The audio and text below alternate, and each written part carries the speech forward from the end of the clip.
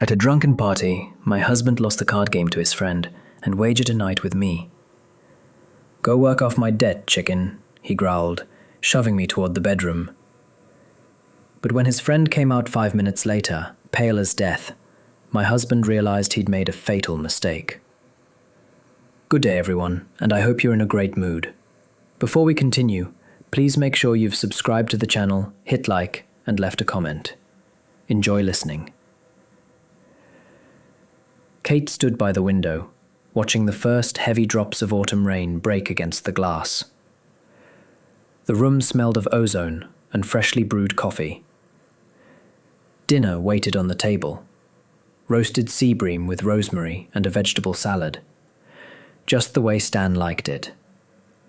She always tried to make things cozy for him, to turn their mortgaged 3-room apartment in a bedroom district into a real family nest. When they met 8 years ago at a mutual friend's birthday, he won her over with charm, easy compliments, and the boyish certainty that the whole world lay at his feet. Stan, a manager at a prestigious car dealership, knew how to impress. He still knew how, only the target of that impression was less and less often his wife. The door clicked and Stan came in. He tossed his wet coat onto a chair without trying to hang it up, and headed to the kitchen. "Hey, babe." He kissed her cheek, and Kate caught the thin scent of expensive whiskey. Dog-tired. "Closed the big deal today. Had to celebrate with a client." "Hi." She smiled gently, trying not to show she'd noticed his state. "I made dinner. Your favorite fish." "Fish is perfect." He peered into a pot. "Only the guys and I already grabbed a bite at the bar. But I'll make room for your fish." They sat down. Stan ate with appetite, talking about his latest win at work, his dumb boss, and jealous co-workers. Kate listened, nodded, poured him tea. She had long been used to their evenings revolving around his successes and problems. Her job as a landscape designer seemed unserious to him. Digging in flowers, he joked, though her digging brought almost half their income and let them pay the mortgage without much strain.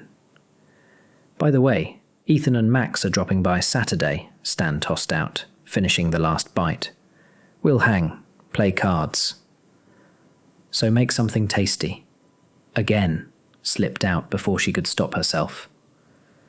"Stan, we wanted to go out to the estate at Baldino this weekend to see the autumn grounds. You promised." "Oh, Kate, what estate? It's rain and slush. What haven't we seen there? The guys will come, we'll relax. Don't be a killjoy." He said it in his usual lightly mocking tone, but the words stung. Killjoy. She'd heard it more and more lately. When she asked him not to toss his socks, reminded him about a doctor's visit, or said she was tired after work and didn't want a loud crowd, something clenched inside. She remembered their first year together, breakfast in bed, flowers without a reason, hours listening to her talk about new projects. They dreamed of kids, a big house with a garden she'd design herself. Where had it gone? When did he turn into this smug, slightly cynical man for whom a night with friends mattered more than a promise to his wife? "Fine," she said quietly. "I'll cook." "That's my girl." He patted her cheek like a child. "And wear that blue dress. Max really likes it." Last time he said, "My wife is picture perfect," Kate forced a smile that came out twisted. She disliked Max, Stan's best friend, with his greasy jokes and appraising gaze. She didn't want to dress to please him. He even joked he wouldn't mind losing a card game for a wife like that, Stan laughed. Kate froze. He laughed sincerely, not seeing anything insulting in those words. For him it was just a joke, a compliment to his trophy.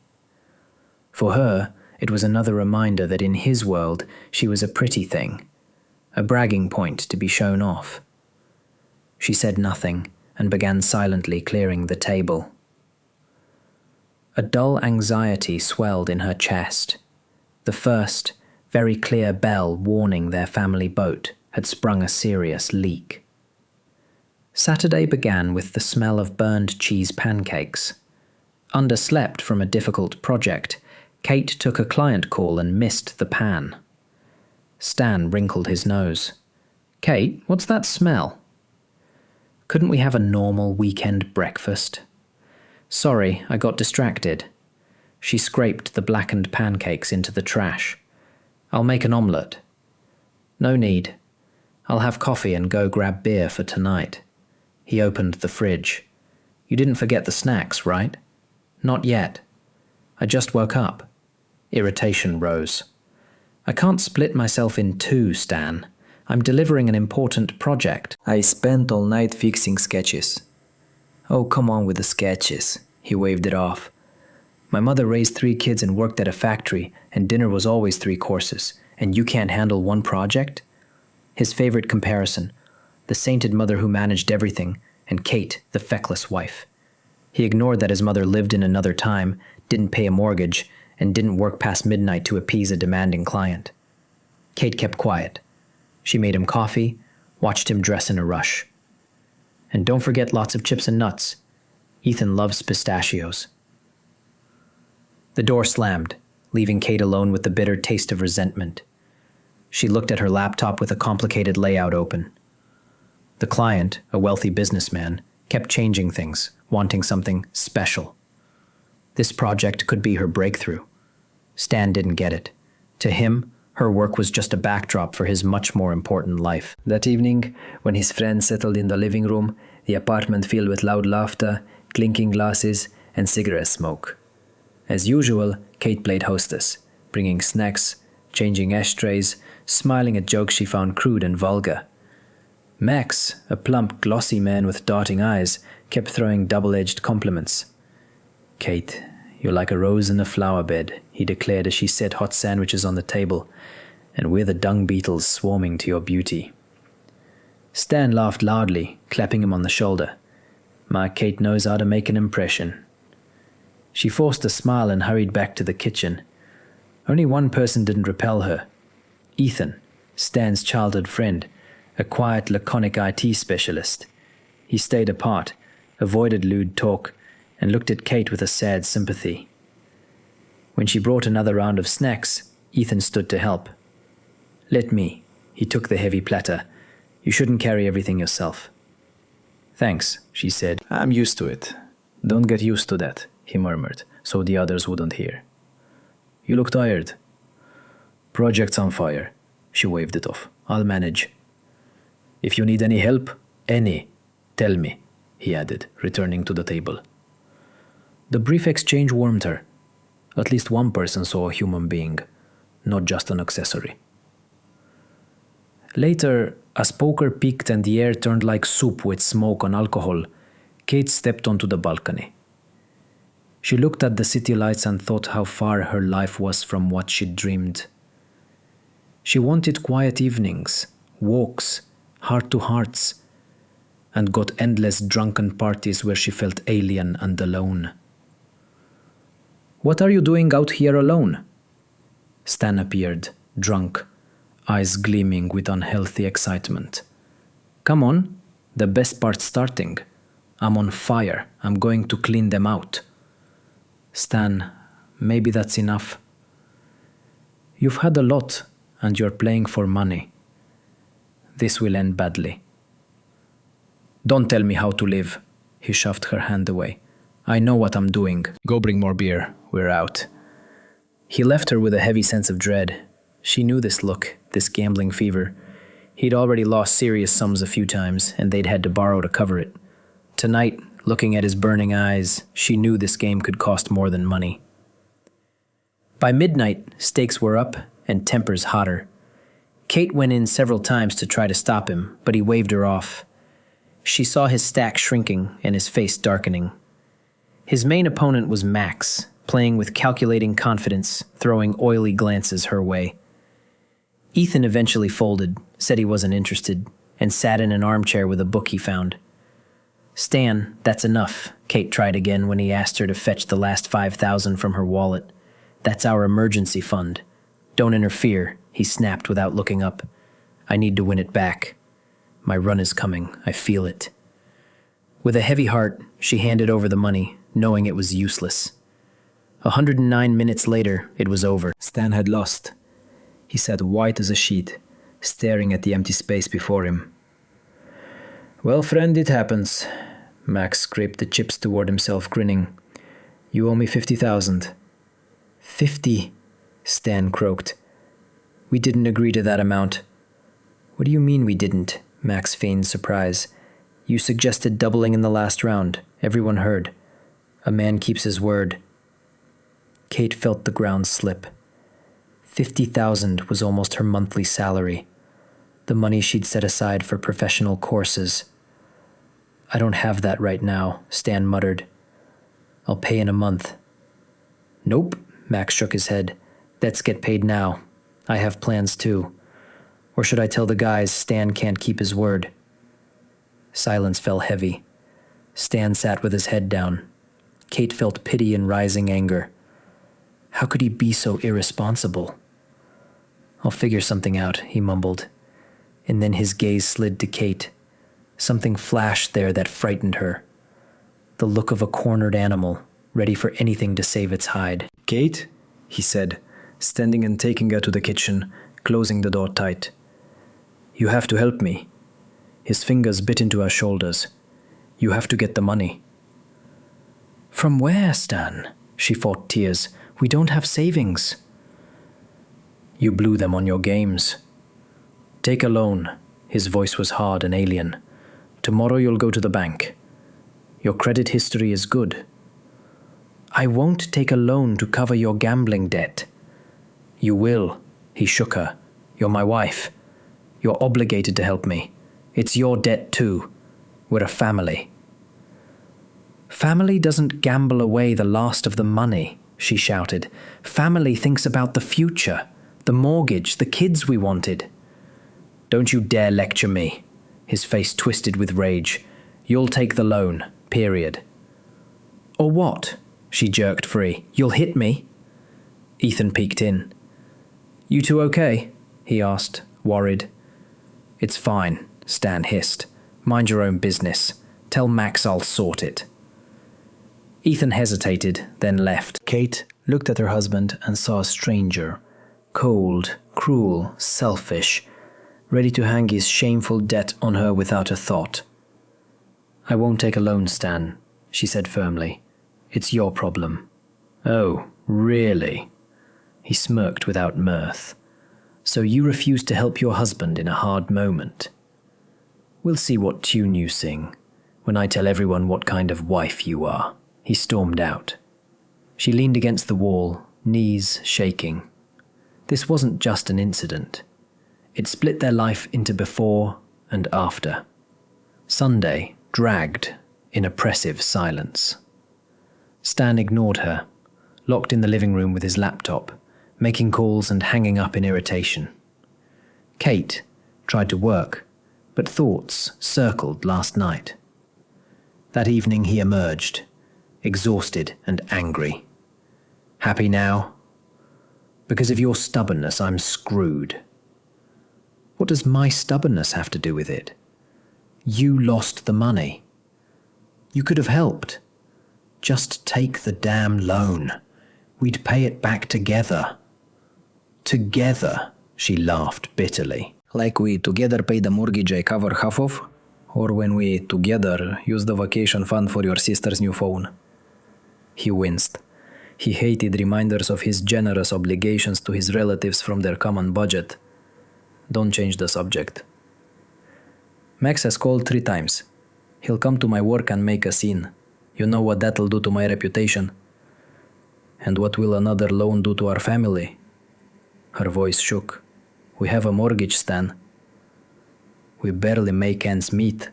He stepped close, eyes narrowing. "Last chance. Tomorrow you go to the bank. If they won't give it, find another way. Sell your trinkets, ask your parents, I don't care. By week's end, Max gets his money." "I won't ask my parents," Kate said. "They help us already. And I won't sell my grandmother's ring." "Then the loan," he cut off. "Not up for discussion, or you'll regret it." He went to bed, turned to the wall. Kate sat in the kitchen, tears running. An ultimatum, not a request, a threat. She remembered her father's first impression of Stan. He loves himself too much, honey. Men like that see in a woman only a reflection of their own success. She'd dismissed it as fatherly jealousy. How right he'd been. She barely slept, weighing whether to submit or stand firm and see what his anger could do. In the morning she went to the bank, not to give in, but to prove there was no easy way. She filled out forms, spoke to a loan officer, and, as expected, was refused. Their mortgage load was too high for another consumer loan. They refused me, she told Stan by phone. Find another option, he snarled. I told you I don't care how. There is no other option. My parents aren't millionaires, and I won't sell my grandmother's ring. It's a memory. Memory, he laughed, mean. Who needs your memory when my reputation and job are on the line? If you don't get the money, pack your things and get out to your parents. He hung up. Kate stood in the street, the world shattering into shards. He was ready to throw her out of the home she helped pay for, over a card debt. That was the point of no return. Fear left her. Anger and cold resolve took its place. She wouldn't be a victim. Back home, Stan was already there, head in his hands. He jumped up. Well? Did you get it? No, there are no options. So you did nothing. He wound himself up again, just went for a stroll. I was at the bank. They refused. I won't beg from friends or parents. It's your debt, Stan. I'll handle it. He slammed his fist on the table. I'll win it back. What? She couldn't believe it. I called Ethan. He agreed to give me a chance. We'll play tonight, 1-on-1. I'll return every penny. You're insane, she whispered. You'll dig deeper. It's my only chance. You just support me. Be here and don't get in the way. I won't be part of this, she pulled back. I won't watch you destroy yourself again. She remembered her project. The deadline was that night. She'd completely forgotten amid the family drama. I need to work, she said, heading to her desk. Work? Our fate is being decided and you're thinking about your flowers. Those flowers bring half the money to this house, she snapped. If I miss the deadline, we lose a major client. Don't care. He shoved past her. Tonight you sit here and wait while I fix our problems. Deal with your drawings later. She sat at the computer, hands shaking. Pressure on all sides, demanding client, looming deadline, husband unmoored from reality. Evening came. Ethan arrived, looking embarrassed, avoiding Kate's eyes. Hi, he said quietly. I tried to talk him out of it. I know, she smiled weakly. Thanks for trying. He didn't hurt you? He asked under his breath as Stan emerged. Not yet, she murmured. Stan rubbed his hands. Ready to part with your cash? Luck's on my side tonight. We'll see, Ethan said calmly, laying out the deck. They started. Kate retreated to the kitchen, trying to work, but the client's email swam before her eyes. If I don't have the sketches by 10 p.m., consider our contract terminated. 2 hours left.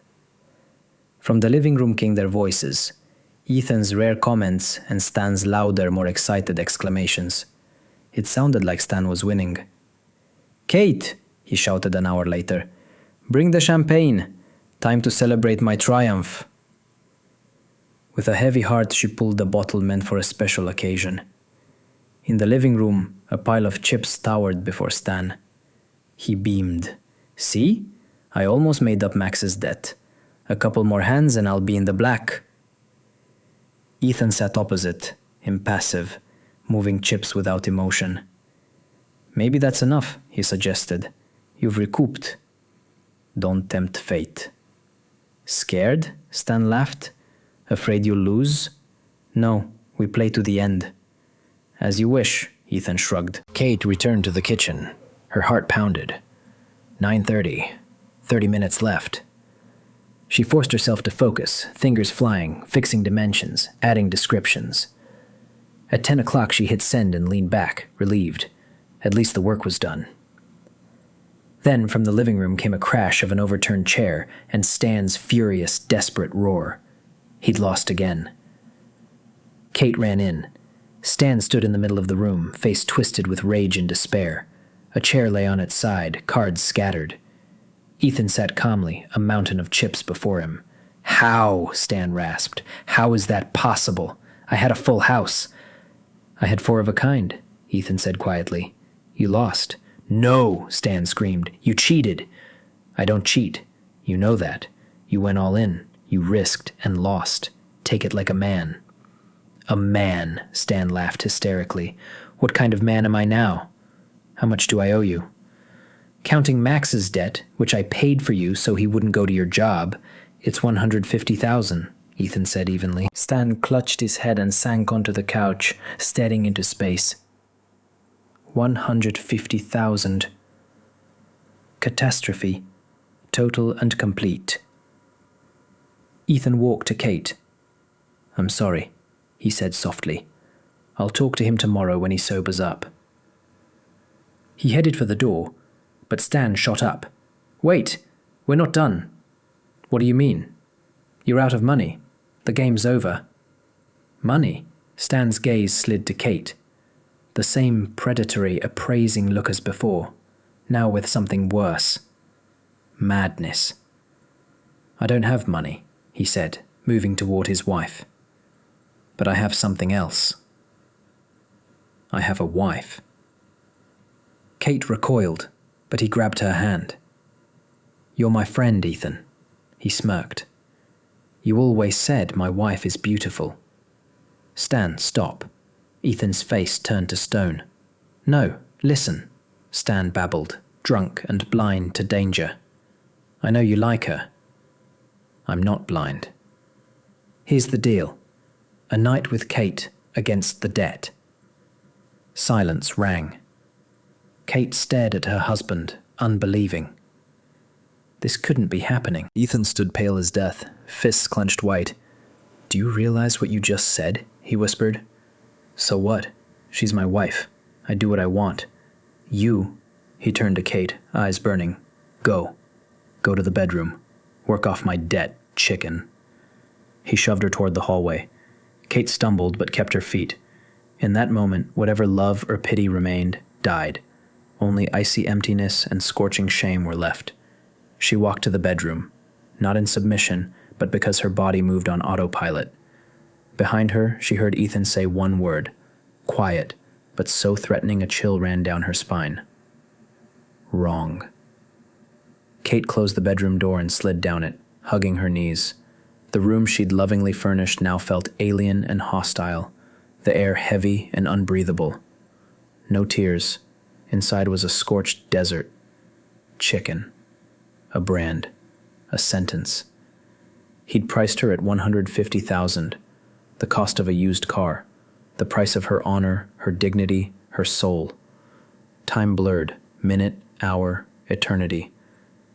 Too quiet outside. That silence scared her more than shouting. What would Ethan do? What if he agreed? He'd always been decent, but what if drunken humiliation and a long-held sympathy pushed him? The handle turned. Kate squeezed her eyes shut, bracing. The door opened. Ethan stood in the doorway and didn't enter. She opened her eyes. The look on his face, endless pain and compassion, told her he wouldn't harm her. He wasn't like Stan. He was the only person in that cursed apartment who still saw a person, not a thing. "Kate," he said hoarsely, "he will never touch you again." She couldn't speak. The tears she'd held back finally flowed, tears of relief. She wasn't alone in this nightmare. Ethan stood, saying nothing, a quiet, solid presence. When the sobs subsided, he spoke again. "He's not worth your tears. Not one." "I don't understand how this happened," she whispered. We We loved each other. He never loved you, Ethan said gently but firmly. He loved himself next to you. He liked having a beautiful, smart, convenient wife. It fed his ego. Once his comfort was threatened, he showed his true face. She knew he was right. What about Stan? She asked. What did you do? He's fine. Physically, Ethan said wryly. He's on the couch, coming to. Don't worry, I didn't kill him, though I wanted to. I've known him since we were kids. He's always been selfish, reckless, ready to trample others for gain.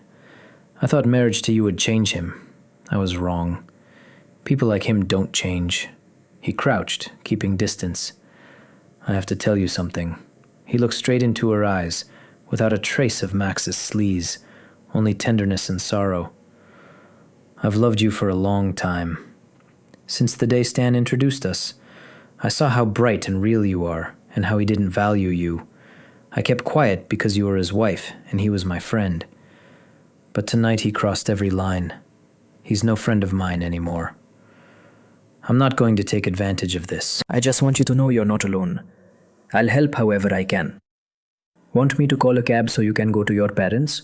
Help you pack? Or I can sit outside the door until you decide. His calm support worked better than any sedative. The ice around her soul began to melt. In place of despair came a ringing, cold fury. Not at Stan. He was too pitiful. But at herself for allowing this. For years of excuses and believing lies. Help me pack, she said firmly. Ethan's eyes flickered with relief. Are you sure? Maybe wait until morning. No, I won't stay in this house another minute. It's soaked with his lies and betrayal. I'm leaving now. She pulled out a big suitcase. She didn't think about where she'd go tomorrow. She knew only this. Her old life was over, and she was the one ending it. The moment the victim becomes the person who decides her own fate. When Ethan came out to the living room, Stan sat with an ice pack on his head. Seeing Ethan, he tried a smug grin. So? Debt settled? Quick work. Hope my chick satisfied you. Maybe another beer? The answer was a single punch, short, precise, professional. Ethan had boxed in his youth. His hands remembered. Stan's head snapped back and he collapsed onto the couch, unconscious. Ethan looked at the sprawled body for a few seconds, wiped his hand on his jeans with disgust, and returned to the bedroom. Kate was methodically packing. She took only what was hers, what she'd owned before or bought with her own money. He won't bother us, Ethan said quietly. He's on a timeout. Good. She didn't look up. Can you get that box, my documents and laptop? They packed in silence, efficiently, quickly. When they finished, Ethan asked, Where will you go? To my parents, she said, giving the address an hour away. I'll drive. No need. I'll call a cab. I said I'll drive, he replied without inviting argument. I won't leave you alone right now. When they entered the living room, Stan was coming to, groaning, clutching his head. Seeing Kate with a suitcase and Ethan, he struggled up. Where are you going? You can't. You're my wife. Not anymore, Kate said calmly. Tonight you ended our marriage with your words and actions. It was a joke. He tried a smile that twisted with pain. I was drunk. I didn't know what I was saying. You knew, she said. You showed who you are. Goodbye. He lunged to block the door. I won't let you go. This is my house. Ethan stepped between them, voice like ice. Move, Stan. Stay out of this, traitor, Stan squealed. I thought you were my friend and you're sleeping with my wife behind my back. I haven't laid a finger on her, Ethan said through his teeth. Unlike you, I respect her. Now move, or that punch won't be the last. Stan looked at Ethan's clenched fists and eyes full of contempt, and something in him broke. He stepped aside, breathing hard. You'll regret this, Katie, he hissed. You'll crawl back. Who needs you but me? Kate didn't turn around. She walked out. Ethan carried the suitcase. They went down the stairs in silence. A mean drizzle was falling. He opened the car door, helped her in, stowed the suitcase. Thank you, she said quietly as they pulled away. Don't mention it. He drove steadily. I should have done this long ago. They drove through the wet city. Streetlights smeared on the asphalt. Kate stared out the window, feeling nothing but bone-deep exhaustion. Her old life stayed back in that apartment with the man she once loved. Ahead lay the unknown. They reached her parents' house well past midnight. She'd called earlier and said only 3 words. "Mom, I'm coming." It was enough. Lights burned in the windows. Her father, Peter, a retired military man, met them at the door. He looked at his daughter's tear-streaked face and at Ethan with the suitcase and understood without words. "Come in, honey." He put an arm around her. "Mom made tea." He shook Ethan's hand hard. "Thank you, son." "Any time," Ethan said, looking away.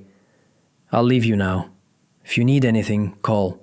"Stay for tea," Anne called from the hallway. "No, thank you. I should go." He nodded to Kate. "Hang in there." He vanished into the night. The kitchen smelled of lemon balm and homemade pie. Anne fussed at the stove to hide her worry. Kate sat at the table and felt the tension finally let go. She was safe. "What happened, Katie?" Anne set a steaming cup before her. Kate took a sip, and bitterness spread with the warmth. She told him everything, about the gambling debt, the ultimatum, the last game, and the terrible words Stan had said. The tears came on their own.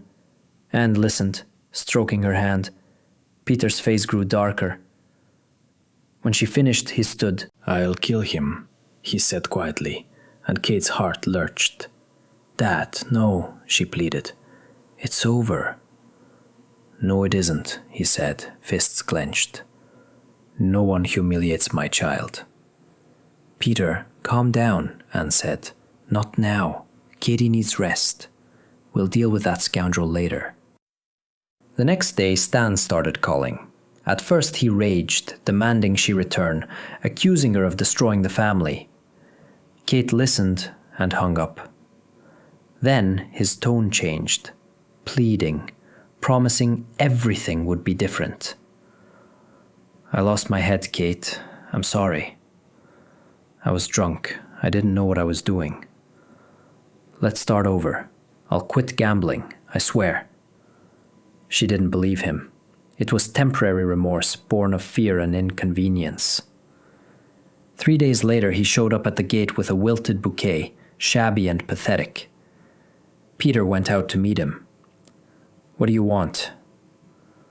"I'm here for Kate." Stan tried to sound confident, but his voice shook. "I want to talk."